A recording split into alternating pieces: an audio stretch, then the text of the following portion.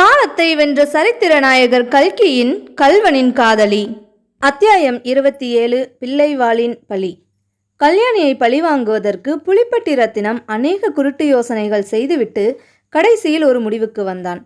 தாமரை ஓடை பண்ணையின் நிலங்களை பலாத்காரமாய் தன்வசப்படுத்தி கொண்டு விடுவதென்றும், கல்யாணியை கோர்ட்டுக்கு போகும்படியாகவோ தன்னுடன் ராஜி பேச வரும்படியாகவோ செய்துவிடுவதென்றும் தீர்மானித்தான்.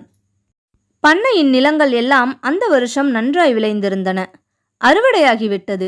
ஆனால் நெல்லெல்லாம் இன்னும் களத்திலேயே கிடந்தது. களத்தில் இருந்தபடியே நெல்லை விற்று விடுவதா அல்லது எடுத்துக்கொண்டு போய் சேர் கட்டி வைத்திருப்பதா என்பதை பற்றி கல்யாணி யோசனை செய்து கொண்டிருந்தாள். நெல்லை போட்டு விடும்படியாக நெல் வியாபாரி ஒருவன் வந்து அடிக்கடி கேட்டுக்கொண்டிருந்தான். பண்ணையின் காரியஸ்தருக்கு இது பிடிக்கவில்லை.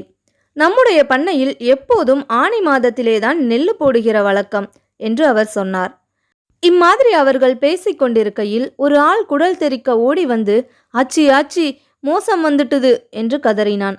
என்னவென்று கேட்கவும், புலிப்பட்டி ஆட்கள் வந்து களத்தில் இருக்கும் நெல்லை அல்றானுங்க. 20-30 வண்டி வந்து கிடக்கு. தடியும் கையுமாய் 100 ஆட்கள் வந்து நிக்கிறானுங்க. எல்லாரும் நன்னா புட்டி போட்டுட்டு வந்திருக்கானுங்க. கிட்ட வந்தால் மண்டையை உடைச்சிடுவேன்னு என்கிறானுங்க. பாருங்க, அங்க புடிச்ச ஓட்டம், இங்கே வந்துதான் நின்னேனுங்க என்றான்.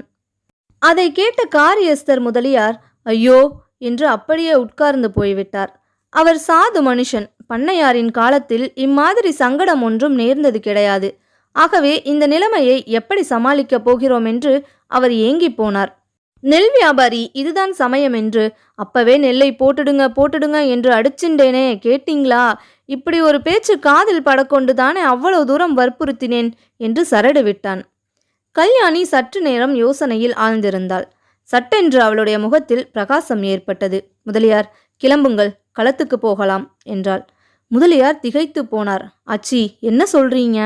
ஆமாம், களத்துக்கு நானே வருகிறேன், வாருங்கள் போகலாம் என்று சொல்லி அவளை முதலில் கிளம்பினாள்.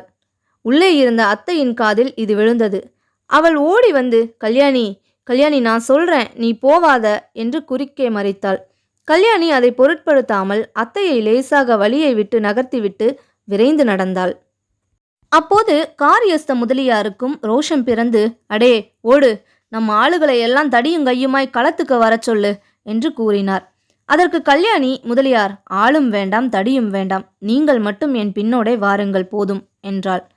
தூரத்தில் கல்யாணியை கண்டதும் நெல் அள்ளியவர்கள், தடியுங்கையுமாய் நின்றவர்கள், வண்டிக்காரர்கள் எல்லோருக்கும் ஆச்சரியமாய் போயிற்று. அந்த பக்கங்களில் சாதாரணமாய் பண்ணை வீட்டு ஸ்திரீகள் வயல்வெளிகளுக்கு வருவது கிடையாது. அதுவும் இம்மாதிரி சந்தர்ப்பத்தில் கல்யாணி ஆள்படை ஒன்றும் இல்லாமல் வருவதை பார்த்ததும் அவர்கள் எல்லோருக்குமே காரணம் சொல்ல முடியாத திகில் உண்டாய்விட்டது. எல்லோரும் அப்படியே நின்று கல்யாணி வரும் திக்கையே பார்த்து கொண்டிருந்தார்கள். கல்யாணி கம்பீரமாய் நடந்து நேரே அவர்களுக்கு மத்தியில் வந்து நின்றாள். அடே, நீங்கள் எல்லாம் யார் என்று கேட்டாள். கொஞ்ச நேரம் பதில் ஒன்றும் வரவில்லை. அவர்களில் பெருங்குடிக்காரனும் வாயாடியுமான ஒருவன், நாங்கள்லாம் மனுஷங்க என்றான். நீங்கள் எந்த பண்ணை ஆட்கள் என்று கல்யாணி கேட்டாள். புலிப்பட்டி ஆட்களுங்க. சரி, இது எந்த பண்ணைக்களம்? தாமரையோடை பண்ணைக்களம். பின்னே ஏனப்பா இந்த களத்தில் வந்து நெல் வாருகிறீர்கள்?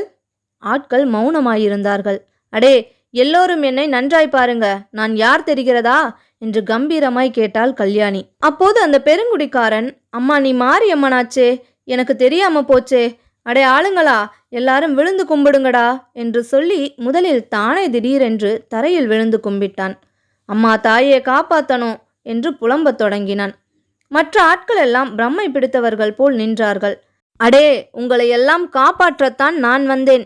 நீங்கள் இப்போது செய்வதற்கு வந்தது பெரிய தப்பு காரியம். பகல் கொள்ளை அடிப்பதற்காக வந்திருக்கிறீர்கள். இதற்காக உங்களை பிடித்து காலிலேயும் கையிலேயும் விலங்கு மாட்டி 7 வருஷம் ஜெயிலிலே போட்டு விடுவார்கள். நீங்கள் ஜெயிலுக்கு போய்விட்டால் உங்கள் பெண் ஜாதி பிள்ளைகளை உங்கள் எசமான் காப்பாற்றி விடுவாரா என்றாள் கல்யாணி. ஐயோ, எங்க எசமானா? செய்கிற வேலைக்கு வயிற்றுல அடிக்காம கூலி கொடுத்தால் போதாதா?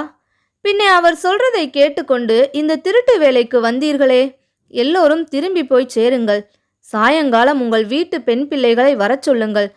தலைக்கு பதக்கு நெல்லு கொடுத்தனுப்ப சொல்கிறேன். ஏன் நிற்கிறீர்கள்? போங்கள் என்றாள்.